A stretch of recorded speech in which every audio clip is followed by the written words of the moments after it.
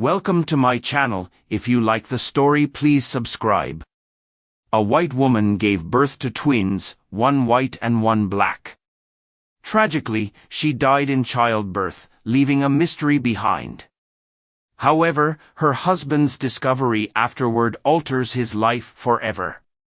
General Hospital was chaotic, especially in Deborah's delivery room, filled with tension. The young mother clutched the sheets, breathing irregularly, sweat dripping down her forehead. Samuel, her husband, held her hand, struggling to hide his fear. "Deborah, please breathe," Samuel urged softly. Despite her exhaustion, contractions intensified. Deborah groaned and screamed in pain, filling the room with her cries. Dr. Coleman, focused, quickly instructed the nurses. "Push, Deborah, push with all your strength," he encouraged calmly. Gasping, Deborah nodded and summoned her strength. With a final scream, she delivered the first twin, whose cry resonated in the room, but the joy was fleeting. Soon after, the second twin arrived, also crying. Samuel, shocked and confused, watched as nurses tended to the babies.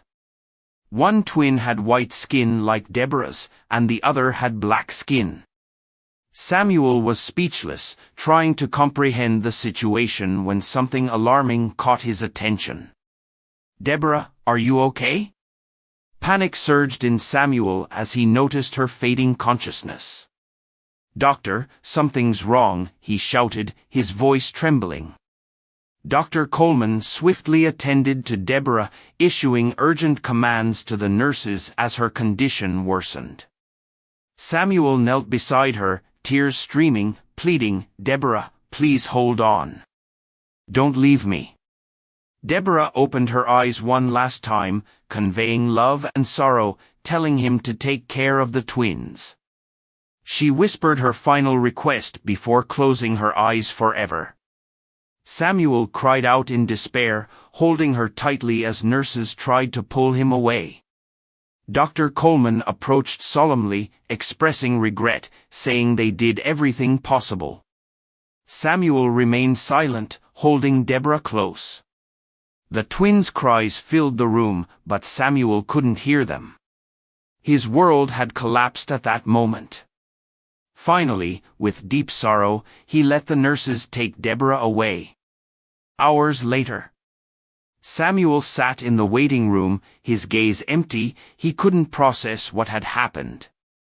Penelope, his mother, arrived hurriedly with a worried expression. "Samuel, what happened? Where's Deborah?"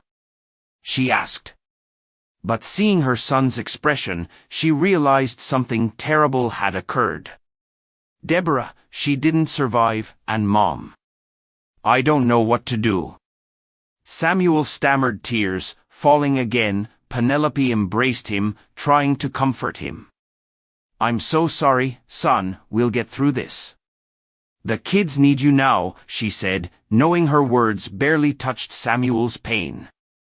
The next day Samuel visited the twins sitting in a chair next to the incubators. He looked at the two tiny babies, still unable to believe they were his. One had white skin and the other black. The pain of losing Deborah was still intense, but now it mixed with confusion about the babies. Penelope, noticing the expression on Samuel's face, came closer and placed a hand on his shoulder. "Samuel, these children need their father no matter the color of their skin. They are part of Deborah and part of you." Samuel nodded slowly, but in his heart, conflict and pain still lingered. As he looked at the twins, he knew his life had changed forever and that the road ahead would be difficult and full of challenges he couldn't yet comprehend. Samuel sat at the kitchen table, staring at his cold coffee. The house was silent. Only the faint cries of the twins could be heard from the next room. Penelope, his mother, entered the kitchen and stopped when she saw him in such a state. "Samuel, you need to eat something," Penelope said, her voice filled with concern. She understood her son's heartbreak but knew he had to be strong for his kids. Samuel's eyes were red and empty. He expressed his lack of appetite and uncertainty about handling the situation. Penelope sat beside him, offering comfort. She acknowledged his struggle and emphasized the children's need for him. Deborah had trusted him to care for them. Samuel questioned how he could care for them when he doubted their paternity. His voice trembled as he noted their differing skin colors. Penelope reassured him, saying the children's skin color didn't change their relationship. She had seen their bond and suggested a paternity test if he needed clarity. She urged him not to reject the children. Samuel nodded, yet doubt and pain lingered. He pleaded with his mother for help, unable to manage alone. Penelope recognized the pain in her son and knew he was close to breaking down. She agreed to care for the children but reminded him of his role as their father. Samuel, feeling guilty and overwhelmed, thanked her and decided he needed space to think. As he left, Penelope comforted the crying twins, assuring them everything would be okay. Samuel wandered the neighborhood, lost in painful thoughts. He passed his workplace but lacked the strength to enter, opting for a nearby bar instead. Nathan, his friend, found him at the bar and asked what he was doing there. Concerned, he sat beside Samuel. Samuel confessed his despair over Deborah's death and the uncertainty of the baby's paternity. Nathan expressed sympathy for his friend's situation. "I understand your struggles, but avoidance won't help. We're here for you." "I appreciate it, but it feels overwhelming." Samuel spoke softly. Nathan seriously reminded Samuel that his children need him. They deserve love, and he is that person. He shouldn't abandon them. Samuel felt slightly understood but still lost, requesting time to figure things out. He appreciated Nathan's support. After several hours, he returned home, calmer yet still overwhelmed. Penelope was in the living room soothing the settled twins. Samuel observed them from the door. Samuel expressed his gratitude to Penelope for her help, acknowledging her kindness. She looked at him with compassion. He picked up one of the twins, feeling an undeniable bond. That night, while the twins slept, Samuel wrestled with his emotions. The next morning, Penelope held one twin in the rocking chair, who gazed at her curiously. She noted the intriguing differences between the babies. One had light skin and eyes, while his brother, asleep in the crib, had dark skin and deep eyes. "It's all right, my love," Penelope whispered, stroking the baby's soft head.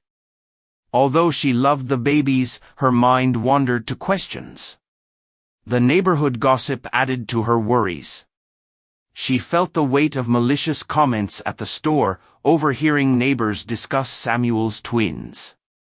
A woman speculated if one of the twins was really his. Penelope sighed, determined to stay strong for her family. She chose to share her feelings with her best friend Greta. Penelope confessed to Greta that she was struggling with the rumors about Deborah and Samuel's children. Greta comforted her, reminding her that rumors are just words and that Deborah was principled. Penelope felt reassured, thanking Greta, but admitted it was difficult due to Samuel's doubts. Greta empathized, encouraging Penelope to give Samuel time and love to the babies. With renewed determination, Penelope focused on caring for the twins despite lingering questions. The close-knit neighborhood quickly spread news about the twins' situation. Samuel's family, once respected, now faced scrutiny from their neighbors. At the workshop, Samuel's mind was troubled by the loss of Deborah and doubts about his children. Nathan, noticing Samuel's distress, urged him to concentrate. Samuel acknowledged Nathan's concern but felt overwhelmed by his thoughts. The twins. Deborah, the rumors, it's chaos. Nathan put down his tools and approached his friend. We're all here to help, but you need to find a way to deal with this. Seek help. Talk to someone. You can't carry it all alone. Samuel agreed, recognizing that his friend was right. You're right. Nathan. I need to find a way to handle this. Meanwhile, at home, Penelope faced the daily challenges of caring for the twins. They required constant attention, and while Penelope was willing to give all her love, fatigue was beginning to take its toll. Visits from curious neighbors and malicious comments didn't make things easier. One afternoon while walking the twins in the park, Penelope ran into Maria, a family friend and neighbor. But even Maria couldn't avoid a comment. Penelope, how are you handling all this? It must be tough, especially with, well, you know, the differences in the twins. Maria said, with an awkward smile. Penelope remained calm. Maria, these children are my grandchildren. I love them no matter what anyone says, and that's what matters. Maria nodded a bit embarrassed. You're right. Penelope, I'm sorry, well, you know how people are. Yes. I do. Penelope replied firmly. But my priority is these children. I don't care what they say. Samuel came home that night exhausted and dejected. Penelope was waiting for him in the kitchen with a worried expression. Samuel. We need to talk. Penelope said, handing him a cup of coffee. Samuel sat down, feeling the weight of the day. What's wrong, Mom? The rumors won't go away on their own. We need to face them. See a doctor, get the test done you need to. But don't let it consume you. Your children need you. Penelope said with determination. Samuel agreed, knowing his mother was right. I'll do it, Mom, I'll get the test done. But until then I need to focus on them and on work. Penelope smiled, holding her son's hand. That's all we can do. Samuel, one day at a time. The following days were challenging, but Samuel and Penelope began to find a rhythm. The DNA tests were underway and Samuel tried to be present for his children at the workshop. Nathan and the other workers supported him, covering for him when he needed time for family. The neighborhood continued to be a place of gossip and quick judgments, but slowly some people began to show support. Greta, Penelope's friend, organized a neighborhood meeting to discuss the importance of community and support. We all face difficulties and now is the time to come together, not to judge. Greta said at the meeting. Penelope and Samuel need our support, not our whispers. Greta's message began to resonate with some and the neighborhood's attitude slowly started to change. However, Samuel felt trapped in an endless cycle of pain and confusion each day. Doubts about the twins' paternity mixed with the grief of losing Deborah. Sitting at the kitchen table, he stared at his cold coffee, burdened by the situation. One afternoon, after returning home, he found Penelope rocking the twins to sleep. Samuel paused at the door, observing his children. Doubt lingered, compounded by pain and neighborhood gossip. Mom, I can't keep going like this, Samuel said softly. I need to leave and think. Penelope looked at him worriedly, saying he couldn't abandon his children. Samuel shook his head, feeling guilt and despair. I can't do this with so many doubts and pain, I'm not good for them like this. Penelope sighed, empathizing with his struggle but unable to keep him from leaving. What do you plan to do? She asked. Samuel replied, I'm going to my grandparents' house for solitude. Penelope nodded, expressing understanding but urging him to return. I will come back, Mom, I just need time to think, Samuel said, hugging her tightly. That night, Samuel packed and said goodbye to Penelope and the twins. As he drove to his grandparents' old house, he felt both relief and sorrow. The house was just as he remembered, old, dusty, and full of memories. He settled into a less deteriorated room and tried to distract himself with repairs, but loneliness soon overwhelmed him. Alcohol became his escape. Every night he sat on the porch with cheap liquor, reminiscing about Deborah and the tragedy of her death, consumed by guilt and doubt. One particularly difficult night, Samuel was alone in his grandparents' house, surrounded by empty bottles bearing witness to his struggles. Do you recall that day, Deborah? Samuel whispered, remembering their park meeting. You were gathering flowers, and I was repairing a bike. He reminisced about their first date, filled with joy and meaningful talks. Then came their loving wedding day. Deborah looked stunning in her white dress, captivating Samuel. They envisioned a bright future together. They dreamed of starting a family and building their lives. When Deborah got pregnant, Samuel felt their dreams blossoming, but then everything shattered. On the birthday, Samuel cried, feeling unworthy, saying, I'm sorry, Deborah. I couldn't be the man or father you needed. Suddenly, the door opened, catching Samuel off guard. Nathan, his concerned best friend, walked in with resolve. Samuel, I can't watch you self-destruct, Nathan said, shutting the door. I won't just sit and watch you sink. Samuel sighed, trying to clear his thoughts. Nathan, this is so hard, I feel guilt and doubt when I think of Deborah. Nathan sat across from him, locking eyes. Yes, it's tough, but remember who Deborah was, strong, loyal, and loving. She believed you'd care for the children. But what if they're not mine? Samuel's voice wavered. What if it's a lie? Nathan shook his head. Deborah wouldn't do that. You need to discover the truth. Get a DNA test if it eases your worries, but stop running away. Samuel felt Nathan's words deeply resonate. What if I can't face the truth? Then we'll face it together, but not knowing is hurting you. You must reconnect with your children and your life, Nathan said firmly yet compassionately. Samuel nodded, feeling a flicker of hope. You're right, Nathan, I can't continue like this. I must uncover the truth. Nathan's slight smile showed relief at his friend's progress. Great, I'll support you in whatever you need. The decision was made the next day.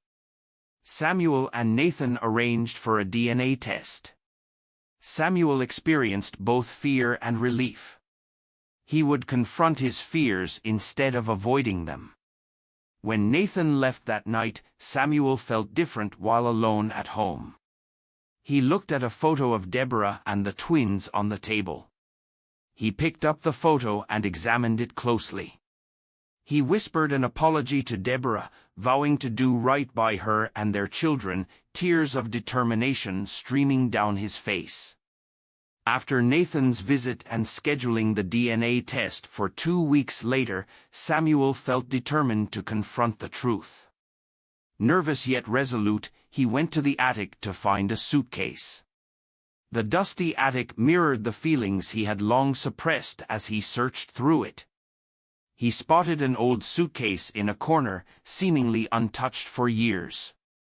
Samuel lifted it, surprised by its weight, and his curiosity grew. He needed a tool to open its rusty lock. Finding a small crowbar, he worked at the lock until it finally opened. What he discovered inside left him in shock. There were letters, photos, and a small chest. He began examining the photos and was surprised to see his grandfather as a teenager with a white woman and a black man. He recalled vague memories of his grandfather mentioning their goodness. Surrounded by scattered photos on the attic floor, Samuel tried to process his findings. He picked up a letter and started reading. It was a letter from his great-grandfather to his great-grandmother.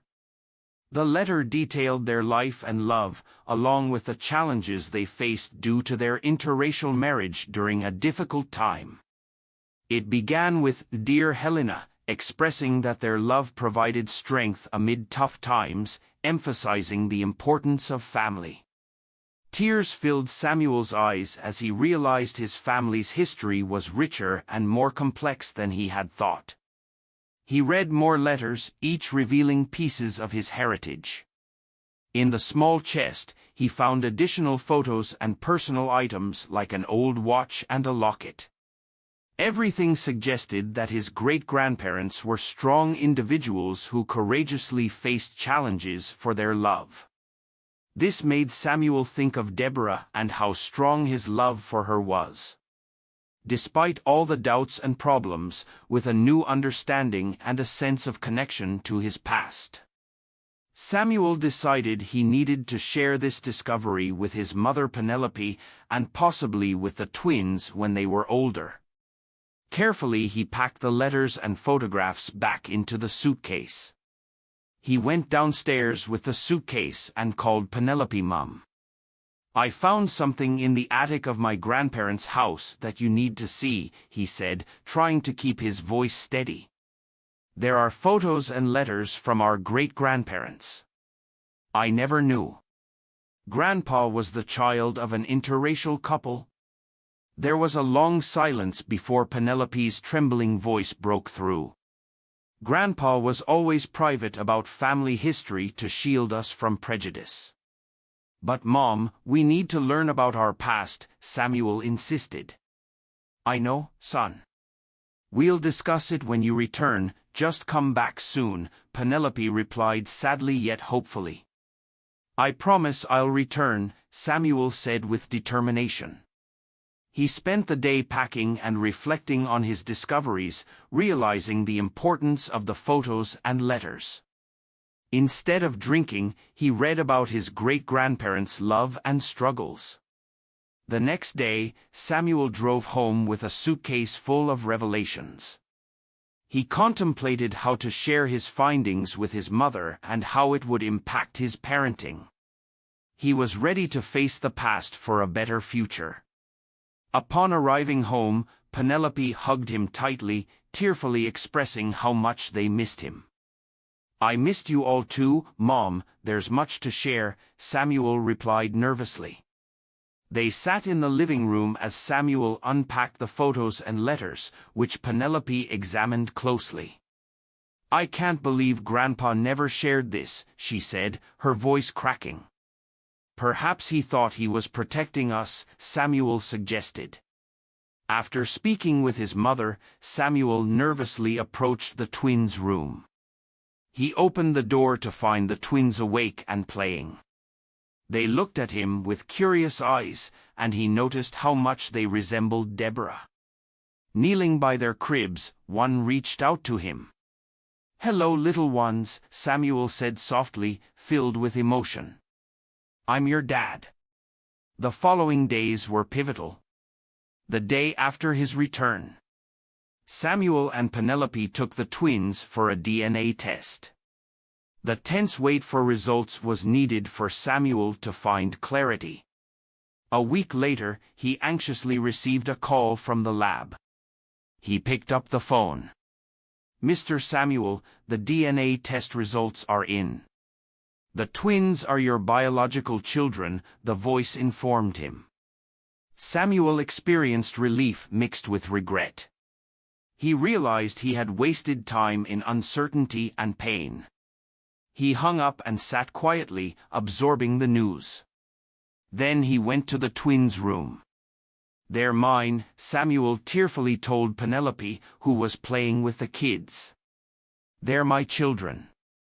Penelope smiled, joyfully responding, "I always knew, Samuel. Now it's time for you to be the father they need." Samuel moved back in with Penelope, eager to bond with his children. He devoted hours to playing, caring for them, and understanding their personalities. The twins, initially shy, gradually began to engage with him, laughing and babbling. A few days later, Samuel chose to visit Deborah's grave. Although he had postponed it, he recognized it was essential for closure. They arrived at the cemetery on a bright morning. Samuel held one twin while Penelope carried the other. Approaching Deborah's grave, Samuel knelt and touched the cold stone. "Deborah, we're here," he said, his voice filled with emotion. "I wish you could meet our children. They're beautiful, and I promise to care for them." Tears streamed down his face as he watched the twins play with flowers by the grave. Penelope gently placed a hand on his shoulder, offering silent support. Samuel inhaled deeply, feeling some burdens lift. "I miss you every day, Deborah, but I promise the children will know who you were and how much you loved them." They lingered at the cemetery, savoring the peace and closure. Samuel felt a tranquility he hadn't known for a long time. Acknowledging there was much ahead, he finally felt prepared to embrace the future. Back home, Samuel continued to focus on the children. Each day brought new challenges and chances to grow a loving bond with the twins. Over time, he became a consistent and nurturing presence, sharing laughter, playtime, and cherished moments. Years flew by, and the twins, now 6 years old, were set to begin school. Samuel and Penelope had put in a tremendous effort to create a nurturing and secure environment, but they were aware that the real challenges were just beginning. The initial week of school proved to be difficult.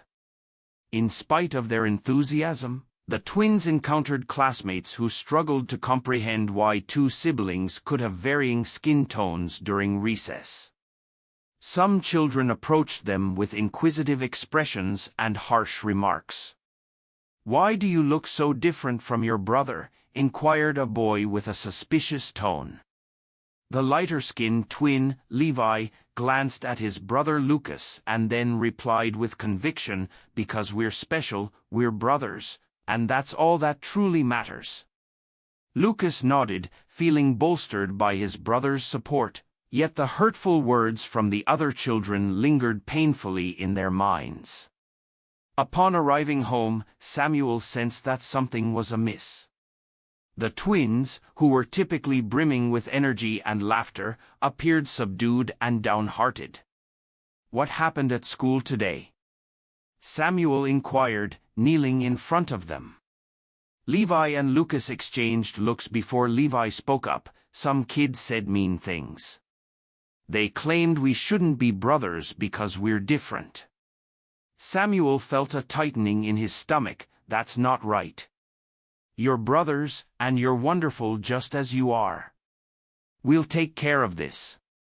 That evening, Samuel and Penelope deliberated over the situation. They resolved to meet with the school principal, Mrs. Morales, to explore ways to educate both students and faculty about diversity and acceptance. The following day, Samuel and Penelope convened with the principal in her office. Mrs. Morales welcomed them with a compassionate smile. "I understand your concerns," Mrs. Morales expressed. "It's crucial that every child feels accepted and secure at school. We can organize workshops and activities to enlighten students about diversity." Samuel nodded, feeling a wave of relief wash over him. "Thank you. It's vital that the twins feel a sense of belonging here. We want them to understand that being different is something to cherish." Mrs. Morales arranged a series of workshops and talks focused on diversity and acceptance. Experts were invited, and activities were organized to assist children in learning and discussing the significance of respecting differences. The twins participated actively, sharing their personal experiences to help their peers gain a deeper understanding of their situation. Gradually, the atmosphere at school began to shift for the better. Children who had once displayed cruelty began to show curiosity and respect towards the twins. Levi and Lucas emerged as advocates for diversity, forming friendships and alliances along the way. Nevertheless, the challenges persisted. As the twins transitioned into high school, they encountered a fresh set of obstacles. Adolescence brought heightened pressure and new biases. Some classmates continued to grapple with accepting their differences, and painful remarks resurfaced. One afternoon, after an especially difficult day, Levi and Lucas sat in the living room, their expressions mirroring the frustration and sorrow they were experiencing. "Why can't people just accept us for who we are?" Lucas asked, his voice heavy with despair. Levi nodded in agreement. "It's draining to constantly fight just to be ourselves." Samuel, overhearing from the kitchen, joined them and took a seat beside them. "You are guiding individuals towards becoming better, more open-minded, and empathetic." Penelope, who had been listening intently, approached the twins and wrapped her arms around them, reminding them that they possess the ability to effect change and that they are not isolated in this endeavor. "We will always be here to support you." That evening, the twins engaged in a conversation about their hopes and dreams. They resolved that they wished to pursue a career in law in the future, aiming to combat injustice and discrimination, not solely for their own benefit, but for everyone who encounters prejudice. "I aspire to be a lawyer and assist others in realizing that we are all equal," Levi declared, his voice brimming with conviction. "Me too," Lucas chimed in. "I wish to effect change so that no one else endures what we've experienced." Samuel and Penelope felt a blend of pride and emotion. They recognized that the twins possessed the resolve and tenacity to instigate genuine change in society. "We are incredibly proud of you," Samuel expressed, enveloping them in a hug. "And we believe you will accomplish remarkable things." It was a pleasant afternoon at Samuel's workshop. The persistent clatter of tools and the scent of grease and metal permeated the atmosphere. Samuel was absorbed in fixing an engine when he heard the door creak open and a woman's voice call out, "Samuel." The woman remarked with intrigue. Samuel glanced up, wiping his hands on a soiled rag. In front of him stood Barbara, an investigative journalist who had heard about his story and was eager to learn more. "I'm Barbara, a reporter from the National Journal. I came across your story and would love to delve deeper into it. I believe it has the potential to inspire many," Barbara stated, extending her hand. Samuel took her hand gently, a bit baffled. "It's a pleasure, but I fail to see what could be so captivating about my life." Barbara smiled. "I've heard about your twins and how you uncovered your heritage. I wish to share that narrative. I think it could resonate widely." Samuel exhaled and nodded. "I understand it's a lengthy and intricate tale. It all began when I stumbled upon old letters and photographs belonging to my great-grandfather. He was a black man who married a white woman during a period when that was exceptionally challenging. They encountered significant racism and hardships, yet their love prevailed." Barbara retrieved a notebook and pen. "I would be grateful to hear more. Do you have a moment to discuss?" Samuel nodded, and they settled in a corner of the workshop. As he recounted the story, Barbara diligently took notes.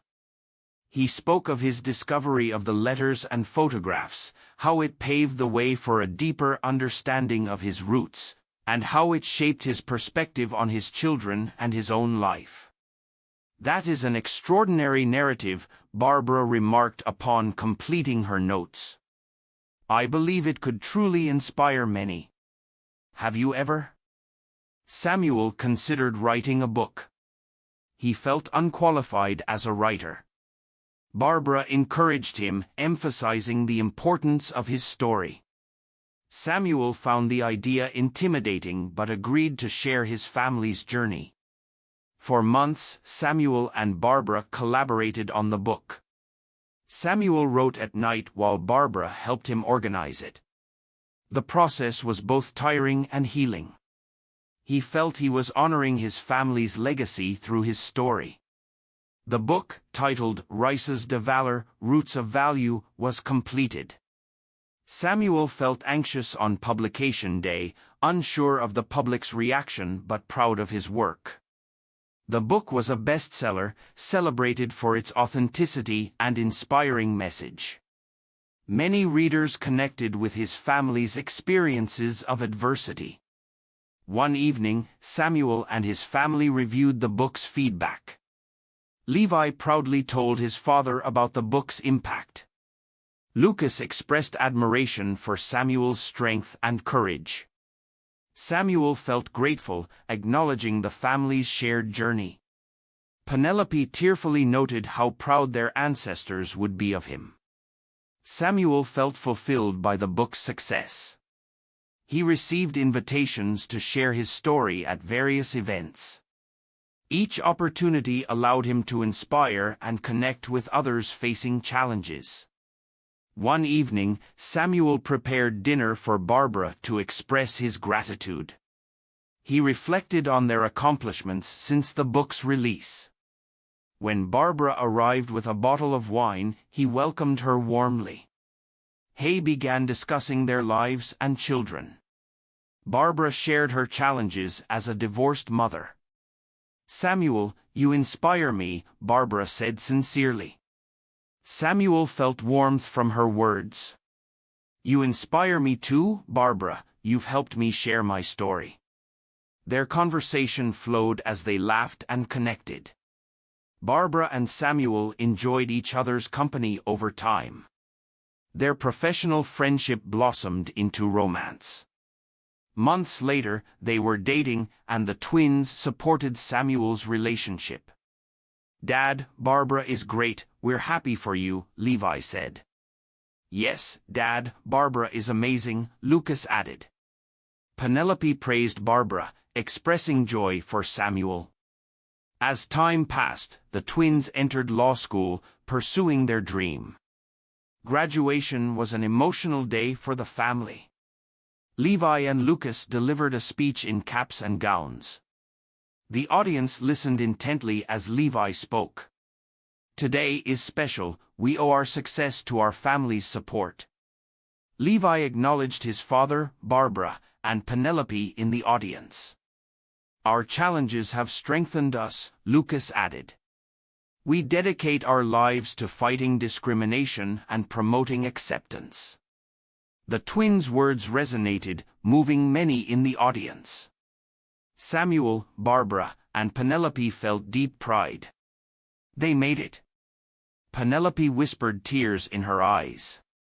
"Yes, Mom, they did," Samuel replied, squeezing Barbara's hand. After graduating, the twins opened their own law firm in the community where they grew up. From day one, they were committed to supporting the local population against injustice. Their primary focus was fighting discrimination and racism, using their own experiences as motivation. The first case the twins took on involved an immigrant family who had been unjustly evicted from their home.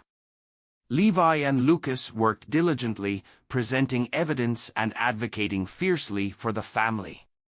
They won the case, securing justice for the family and establishing their reputation in the community. We're here to help everyone, regardless of their background or appearance, Levi stated in a local press interview. Our goal is to create an environment where everyone feels accepted and valued. We know what it's like to be judged for being different, Lucas added. We want to make sure no one else has to go through that. Samuel, Barbara, and Penelope watched with pride as the twins made a difference in their community. They understood that the journey had been long and filled with challenges, but every obstacle had strengthened the brothers' resolve. One day, while they were all at the twins' office, Lucas turned to Samuel. Dad, everything we've achieved is thanks to you. You taught us to be strong and resilient, and also to Barbara. Levi added. She helped us understand the importance of sharing our story. Samuel smiled, deeply moved. I'm incredibly proud of you. You've turned our struggles into a force for good. Keep doing what you're doing and you'll change the world. With the support of family, friends, and the community, Samuel saw a bright future for his children. He knew that despite the challenges, love and unity could overcome any obstacle. Samuel's family had become a beacon of resilience and strength, inspiring others in their neighborhood and beyond. If this story has touched your heart and you want to continue following inspiring and emotional stories, don't miss our upcoming videos. Subscribe to our channel now and turn on notifications to stay updated with new content that can illuminate your journey and offer valuable perspectives. Join us and keep exploring stories that make a difference. I'm sure the next video that appears on your screen will also touch you, so click it now and see you there.